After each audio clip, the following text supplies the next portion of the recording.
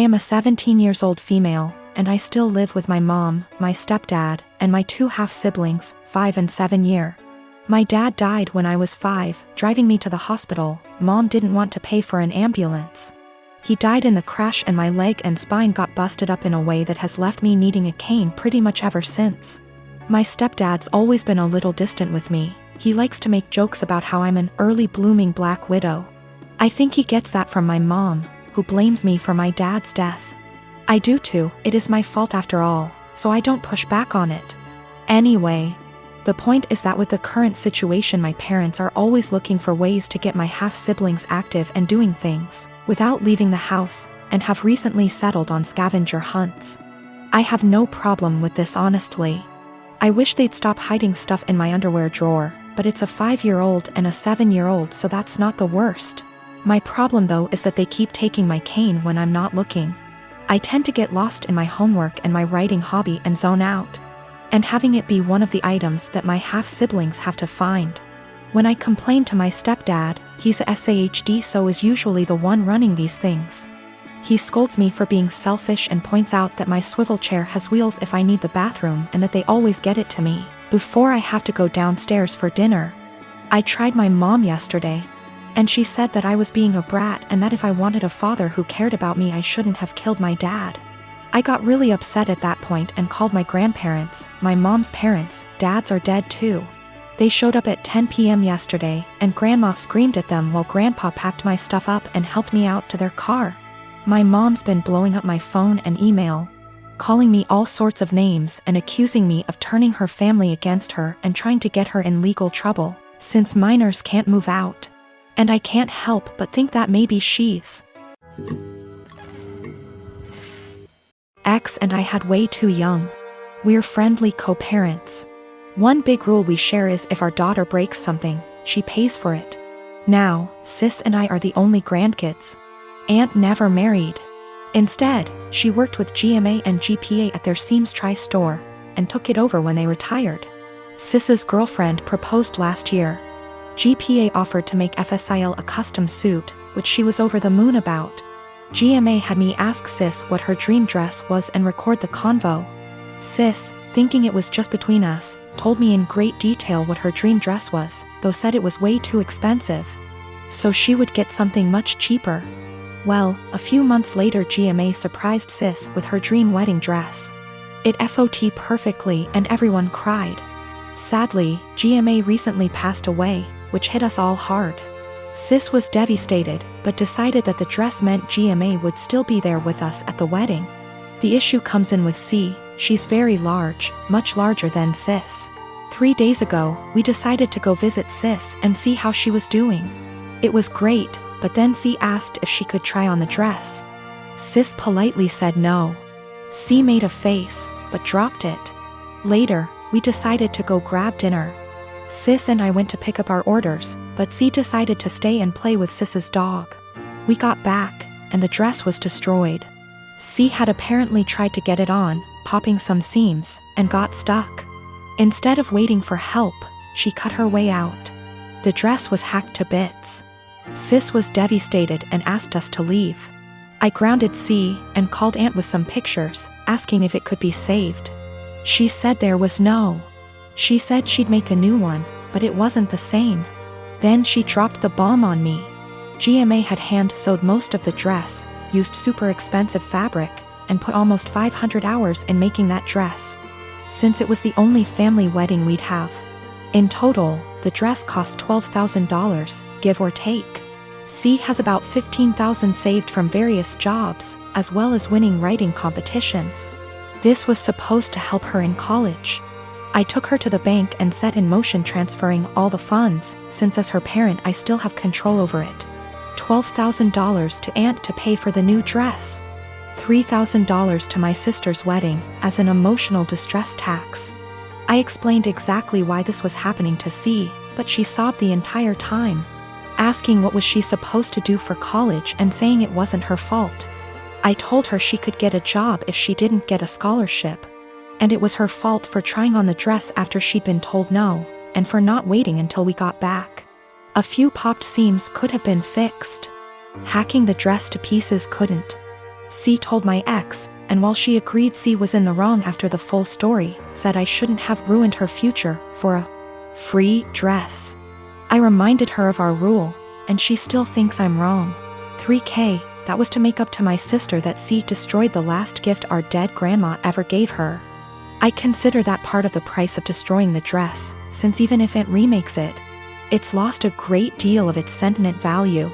I pointed out how young we has her because I wanted to explain how a 31-year-old has a 16-year-old kid.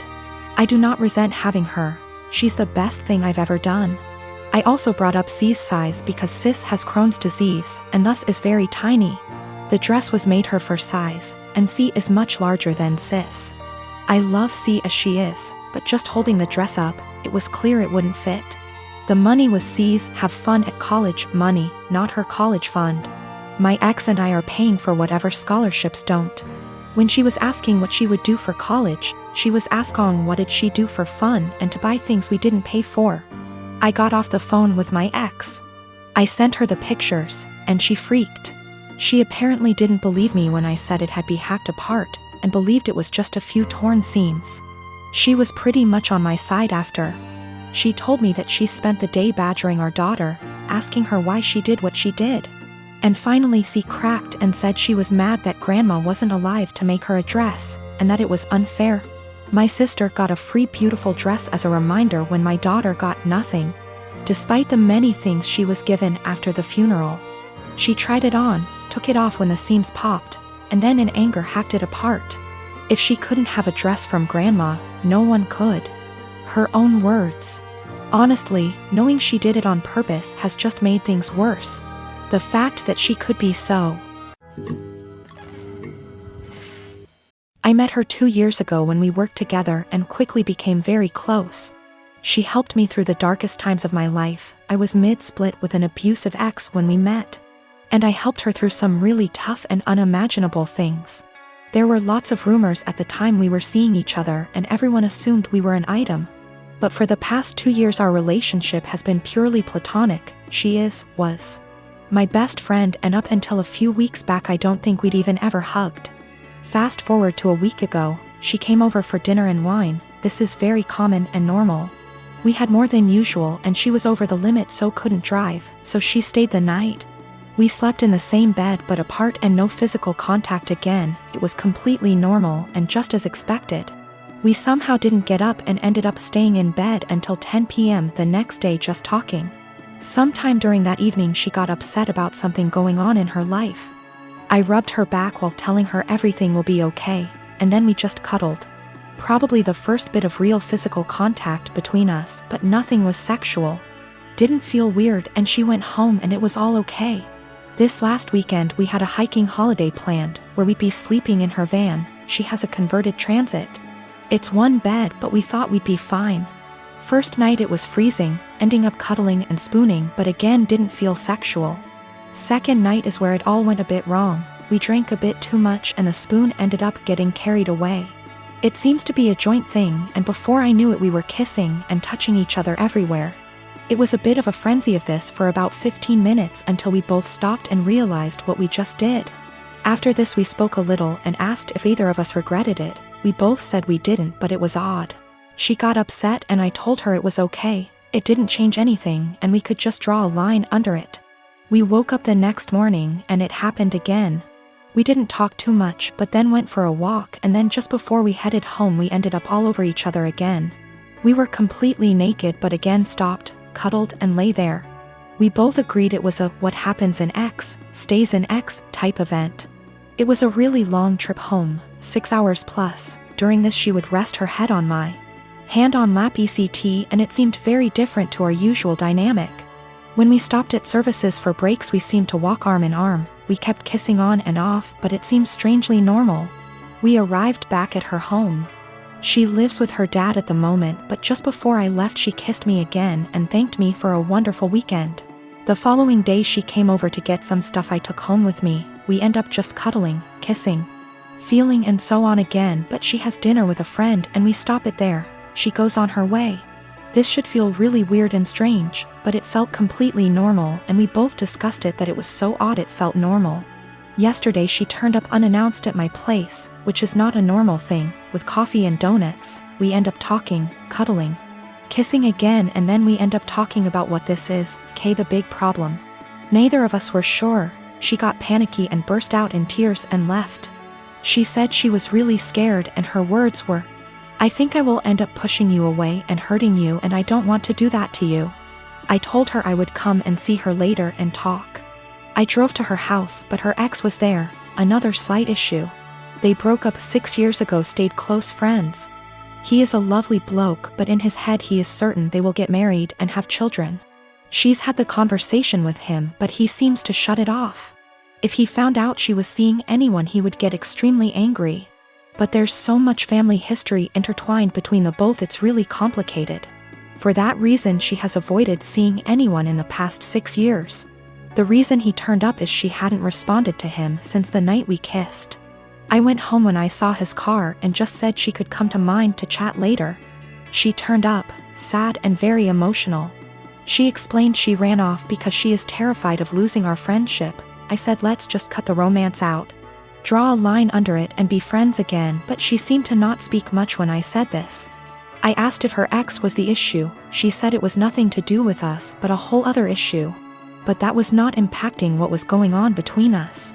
We sat quietly, hugged, and I tried to reassure it would be okay, and I wasn't going to start hating her for whatever reason.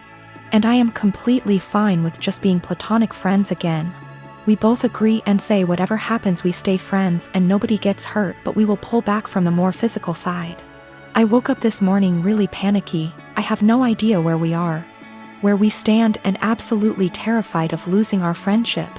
I don't know what to do or say. I felt sick to my stomach and can't eat at the thought of this. She is coming around later to collect some of her clothes she left last night, and I am thinking I need a plan of what to say / do. I cannot lose my best friend. She is absolutely everything to me, but I am worried we crossed a line and there's only one eventual outcome, which won't be good.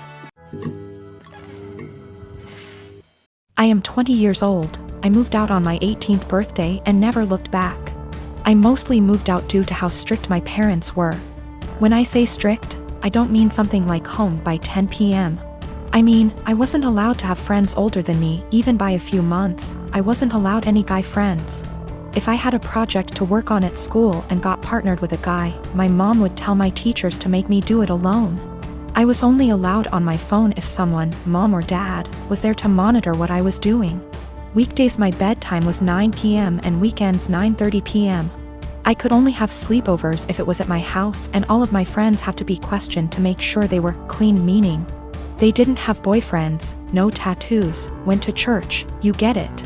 So you can imagine, I had literally 1 or 2 friends. By 18, I didn't have any plans, I just packed my stuff and left. My parents weren't happy and tried for months to get me to come home, but I didn't plan on it. Anyways, I landed a damn good job and was able to get my first apartment shortly after. My friend is over at my house almost every day with her boyfriend, and we just hang out. I didn't cut out all contact with my parents, but I limit it to only special occasions.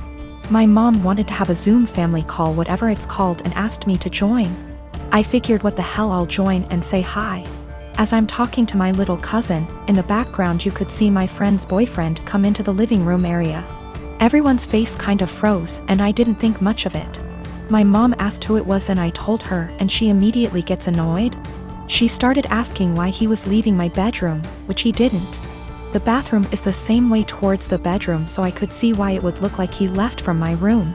She and my dad proceeds to ask me why I have guys at my home. Why is he 21 hanging around me? I just turned 20, but yeah, it was like I was 15 again. My mom then insists I have him leave. At this point my friend and her boyfriend hears this and goes like, WTF? I didn't know what else to do but laugh. I said, are you out of your mind, and laughed some more. I realized they were serious and said my goodbyes and hung up. Later I started getting messages that my parents are upset I laughed at them, and my family says it's in my best interest to apologize, because I was being an asshole for laughing. I laughed at them then hung up, so I thought it was rudish, especially after being told I was by my aunt as well. I'd feel terrible if I did such a thing, but someone did point out they'll never change their ways, so I think I might have to. You know, I've got no idea how to set boundaries, but I'm sure there's a few articles that can help me with that. I found out from my little cousin that my mom has been asking where I live, so now I'm kind of scared for that. Though not many know my address, if she asks the right people she might find out. I hope not.